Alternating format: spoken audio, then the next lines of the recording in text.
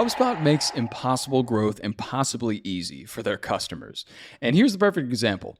Morehouse College needed to reach new students with fresh, engaging content. But with a massive 900-page website, even the tiniest updates took 30 minutes to publish. Breeze, HubSpot's collection of AI tools, helped them write and optimize their content in a fraction of the time. The results? 30% more page views, and visitors now spend 27% more time on their site. If you're ready for impossible growth like this, you can visit HubSpot.com.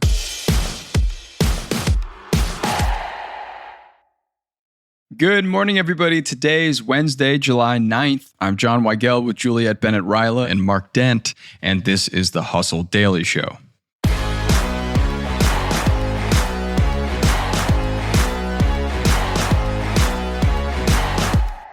Deviled Egg Co. is a restaurant chain that serves, you guessed it, deviled eggs.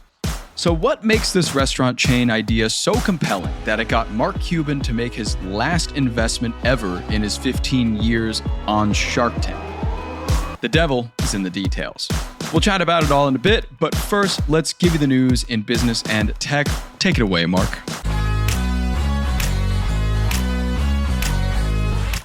Thank you, John. Let's start off today with the movies. It was a great weekend for theaters with the new Jurassic Park movie continuing a run of successful box offices this summer. But not everyone is happy. Movie studios are pissed at AMC theaters, according to Deadline, as America's largest theater chain is extending its pre-show collection of trailers and advertisements.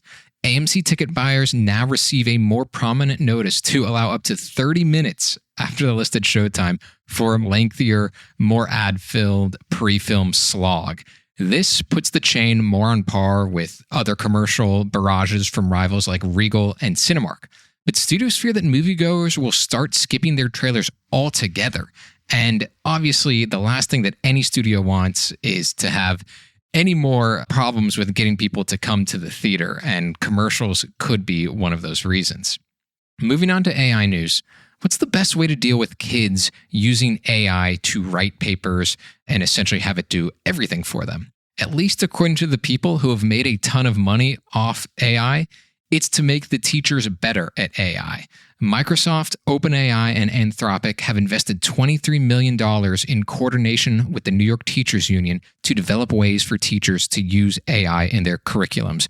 We will see how that ends up working out. On to agriculture, where there's an interesting story. The U.S. Department of Agriculture has released a plan to halt Chinese purchases of U.S. farmland. Some 3.5% of farmland is owned by foreign countries in the U.S., including about 270,000 acres by China, which is a tiny fraction of total American farmland. Sticking with federal agencies, one of the most annoying parts about flying out of a U.S. airport may be changing. The TSA has said it will let passengers keep their shoes on while moving through security checkpoints at select airports, with a government source telling NBC News that the new protocol could expand nationwide. Passengers have had to remove their shoes since 2006 due to concerns over explosives. In 2001, Richard Reed boarded a plane with 10 ounces of explosive materials in his shoes, but was unable to detonate them. He is now serving a life sentence in prison. And finally, the alcohol recession continues.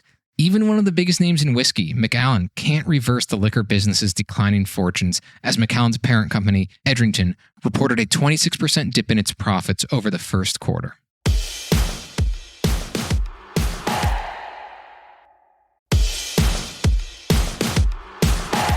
Hey everybody, I've been listening to this great podcast lately. It's called Latinx in Power, hosted by Thaisa Fernandez, and it's brought to you by the HubSpot Podcast Network, the audio destination for business professionals. So Latinx in Power is a podcast that features interviews with top-level executives, entrepreneurs, and innovators from Latin America, aiming to demystify the tech industry by providing listeners with an insider perspective and insights from Latin American leaders who have succeeded in their fields. A lot of great episodes on this one. My personal favorite recently was an episode with Isabel Alvarez, who is a graphic designer that designs cookbooks. She has 15 years of experience blending editorial design, branding, and experiential design. She really views design as a catalyst for meaningful social change, so I think this is a great episode to get you going with this show. You can listen to Latinx in Power wherever you get your podcasts.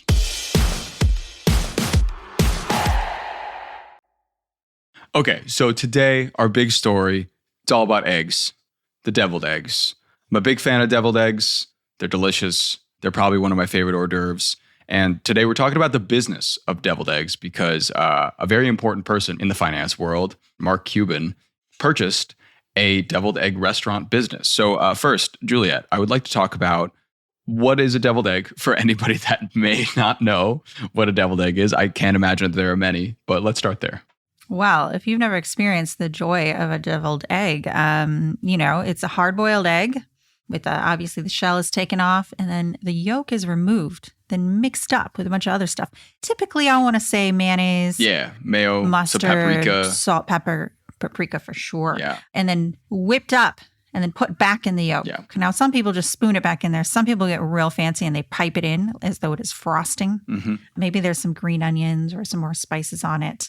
And that's the deviled egg. I'm hungry. Very high protein snack. Yes. If you have ever been to a potluck, you've probably seen them. They're there. And Mark Cuban seems to really like deviled eggs because in his last investment ever on Shark Tank after 15 years of service on the show, he decided to invest in this deviled egg company. Can you tell me about this deviled egg company, Deviled Egg Co.? Yes, Deviled Egg Co. is a restaurant that serves just one thing. Deviled eggs. That is it. They come in 19 flavors. There are a bunch of different types of seasoning, crab rangoon, gyro, sriracha bacon, chicken Caesar, lots of options there. But that's it. That's all you get. Wow. They also have a deviled egg salad, which I looked at it and it kind of just looked like a bunch of deviled eggs chopped up and then put in a jar. There weren't any like greens. Oh, so it's pretty close to a traditional egg salad in that regard. It'd just be eggs in there.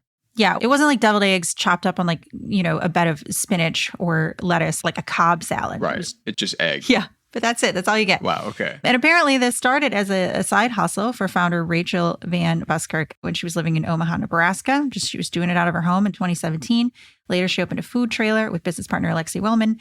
And now she has 2 restaurants and 1 storefront in the Dallas area, which is where Mark Cuban is. So I'm thinking maybe part of his investment was he wants to eat deviled eggs. Yes, that could be it. So Mark Cuban actually went into it was like a joint offer with Barbara Corcoran. It was $250,000 for a 20% stake. So they each have a 10% stake. So it's not like, Mark Cuban retired to go run a deviled eggs restaurant, but this is the final investment on Shark Tank, which I think is pretty fun.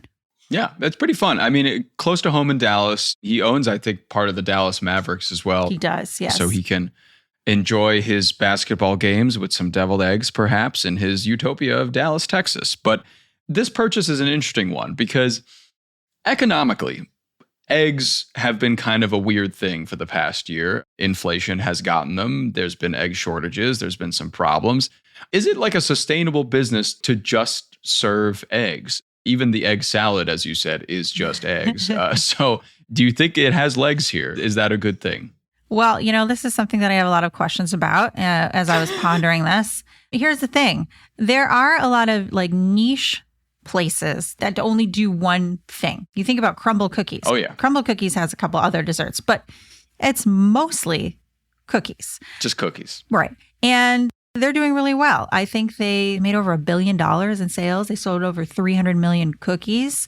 And I would never go to Crumble Cookie and order a cookie because I don't like to eat a lot of sugar. And I'm seeing this deviled egg thing as potentially appealing to a lot of younger American consumers because we know something about them. Mm-hmm. We know that they are shifting towards on-the-go snacks instead of full meals. And we know that they're really into protein. Sarah just had a story and she cited something. It was 63% of U.S. consumers want protein snacks. And there is no greater protein snack really than a deviled egg. An egg is a lot of protein and a deviled egg is a much more enjoyable way to eat a hard-boiled egg than by itself. True. So I could see somebody who's kind of like on the go being like, what am I going to go get? You know what? I'll get a 4-pack of deviled eggs in a bunch of different flavors. That sounds nice. I could see that taking off. I could see it working in airports. I could kind of see it working maybe in sort of like promenades or theme parks or places where people are just really looking for something that is not all sugar. Yeah. I could see it working. Now, the question is, will people pay the extra money for a pre-made deviled egg when you can just buy a hard-boiled egg at the gas station? That remains to be seen, especially as egg prices are rising. But I think in terms of like a niche thing, it actually is a pretty clever idea. Yeah. I mean, when you think about it, kind of like your point with Crumble, and also, like another company I'd point to is Insomnia Cookies. You could easily go into a grocery store or a deli and get a cookie that's like already packaged for a lot less money. But maybe you won't. Maybe you'll go there and buy a fresh one that was just made. And also, given like the amount of flavors, 19, I think you said. Yeah. There's a lot of variety, it sounds like, within the deviled egg universe that I was not privy to before today. So that seems very exciting. Are they profitable? How are they doing monetarily? So they have said that they're profitable. Now, granted, they only have, the couple locations, but Deviled Egg Co. claims to have made over $1.2 million in revenue in 2024 and to already have interest from potential franchisees. So there's a lot of expansion there. Okay. And, I would tend to believe that they probably are profitable because they are charging more than, it would cost to make a dozen of these yourselves.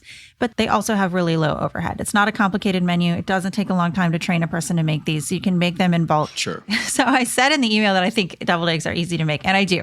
I maintain this. But a reader was like, actually, they're not. And I understand. I think I see his point, because for me, somebody who likes to cook and bake all of the time, not a complicated endeavor. Okay. But also, I think his point is it's a lot of work for something that's kind of small. But if you're making these things in bulk, which is how I would do them, I mean, I would boil like 24 eggs at a time. Yeah, you got to do that. It does get easier. I think the hardest part is probably if you're doing the fancy piping and you're not just spooning the thing back in. Yeah. But I think if you're doing that with repetition in a place that is only set up to make deviled eggs and you only do this one thing all day long, it's probably going to get very, very quick. Yeah. So you're not spending a lot of money on overhead. You're not a diner that serves breakfast, lunch, dinner, and also for some reason burritos. I see those a lot. This is very simple. The breakfast burritos making ways in diners. We could leave that for another day, but you're correct. Yes. Yeah, no, this makes sense. I mean, I think to have just a single output, no matter of the amount of flavors that it has, is always going to make a business more efficient in the food space, because you don't have to think about other things. You don't have to think about other supplies. You only have to think about your egg supply and various ingredients to embellish that egg supply. So yeah, it seems like a good low margin kind of deal right there. You can make a lot of profit on not a ton of resources outside of just eggs. So it seems like an okay idea. Like to see it scale to other cities as well, to see, maybe we got a deviled egg hut here in New York or something like that. Yeah, me too. I would love one of these. I would actually go to it. And the thing is, I didn't think that I liked deviled eggs that much. But ever since I did this story the other day, I was like, I would like one. I would like a deviled egg. I'm thinking about making some. Yeah, no, I agree. I rarely crave them, but if they are at an event, they will all be coming with me that day. Yes.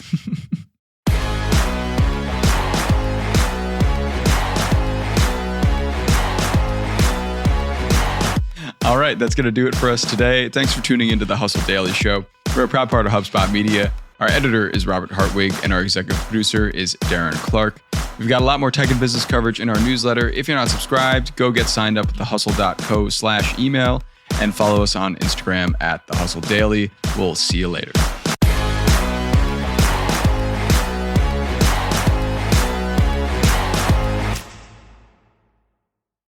It's hard to remember now, but the internet used to be fun. I can't believe how easy it is to surf the net. Surf's up.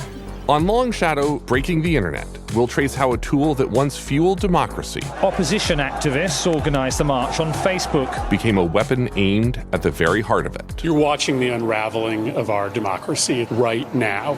From Longlead and PRX, this is Long Shadow, Breaking the Internet. Subscribe now wherever you get your podcasts. Okay, look, side hustles fail when they consume all of your time. I mean, every single bit of it. The pros, though, work smarter with AI doing all the heavy lifting. To help you out, we just dropped the Side Hustle Accelerator database. You can search your exact problem for your side hustle, grab the perfect prompt, and get results. If you're struggling with marketing, content, and customer service, it's all solved in just seconds. This isn't just another tool, guys. It's your unfair advantage in a spreadsheet. So stop asking AI the wrong questions and start scaling with what actually works. You can get it for free in the link in our show notes. And you can stop right now, actually. Why don't you take a look down at those show notes and tap the link? You don't want to sleep on this.